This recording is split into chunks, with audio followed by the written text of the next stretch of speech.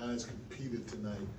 We didn't play our best basketball throughout the course, and we missed a couple of big shots down the stretch. You know, I thought Malik's shot was open, coming off the pick and roll, and just gotta let it fly. We passed. I thought we passed up another one that we were open on.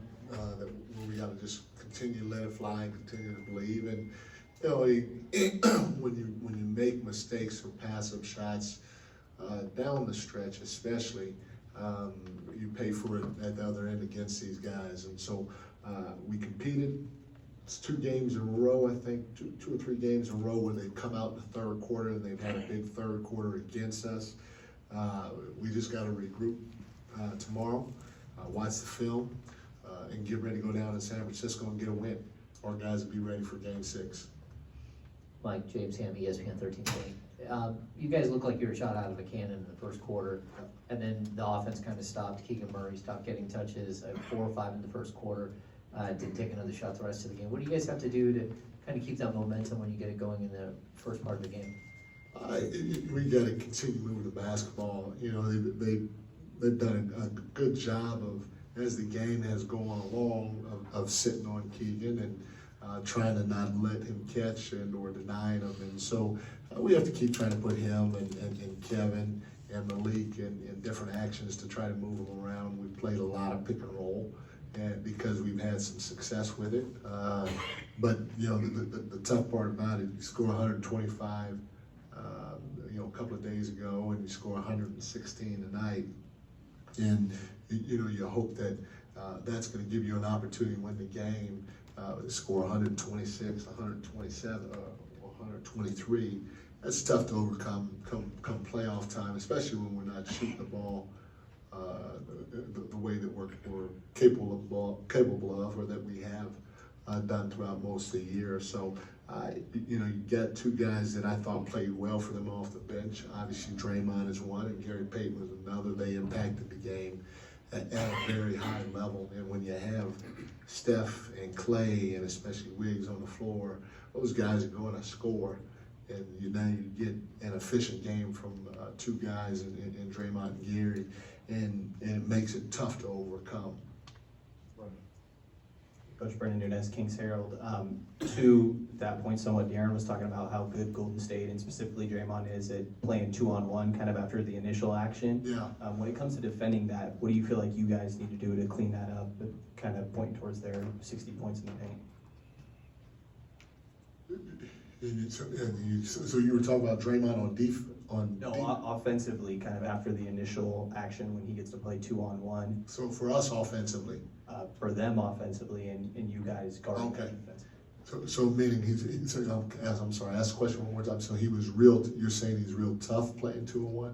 That he's good at playing Yeah. 2-on-1 Yeah. offensively. Yeah. And what do you feel like you guys need to do better defensively in those scenarios? You know, it's tough because they put you in a predicament. They move so well without, they move so well without the basketball. And so Steph and Clay, just their movement alone draws a lot of attention. And when they come off the pick and rolls, if you're down the floor at all, which happened to us a couple of times, they're going to get great looks. And so what happens, it forces you to step up the floor a little bit. And if they're able to get that pass to Draymond, I mean, he's been playing that way the last 10 years. They've seen every type of defense that you can imagine. And, you know, he's making the right play. He made the right play tonight, not just for his teammates because he has 7 assists, but he made the right play for himself, too. He ended up with 21 points on 8 for 10 from the floor. So we got to continue trying to mix it up. You know, we played some box and one. Maybe we may need to play a little bit more. We may need to play some zone. We may need to blitz and just rotate and live with guys shooting open shots, because that's what's going to happen. Guys are going to get open shots, and at the end of the day, you got to hope somebody misses, because their main guys aren't missing right now. JB. Coach, we've heard you talk about adversity a lot this season and how this team responds to it. Yep. Headed to San Francisco down 3-2. How do you think the ups and downs of this season have prepared the team for this moment, and what are you expecting to see out of them in Game 6? You know, we've been great when our backs have been against the wall all season. you know, and so I don't see it being any different. We'll be ready for Game 6. Our guys know what's at stake, and we're looking forward to the challenge. Mike, Chris Peterman, Sacramento Bee. What you make of De'Aaron in the fourth quarter? You mentioned he needed to play better, not turn the ball over. Obviously, he's a guy who's probably not going to make excuses, but do you think his finger bothered him at all? Yeah, no doubt. Obviously, he's shown a lot of toughness being out there in the first place. And, he played 42 minutes. And the hand got hit, the finger got hit throughout the course of the ball game. But he still hung in there. And, like I said, he's done it for us all year. And so whatever he feels he needs to do down the stretch or throughout the course of the ball game, we're going to ride with. So I got no complaints with the way he's playing. Tony, go ahead. Tony Harvey, NBC Sports Radio. Coach Brown, that first quarter, the Kings made 8 of 12 shots behind the arc. I think 6 of the first 8. And then things, the last 3 quarters, I believe you made 2 out of 22. What was the Warriors doing to affect you guys at that three-point line? We got the same looks, throughout the course of the game. I think I said this before the game. Again, this is above my head, but analytically, prior to tonight's game, I don't know where we are now, but we've been the #1 team in the playoffs generating wide open looks from 3. Now, we haven't made them, but we're getting more wide open looks from the 3-point line prior to today, and maybe it's still the same. Our analytics department would have to dive into that. But prior to today, we're getting more open threes than anybody else in the playoffs, and we just haven't made them. And like I said before the game, a lot of it has to do with us trying to increase our intensity defensively. And so now we're trying to play more physical. We're chasing guys. Our intentions are a lot higher with our sense of urgency.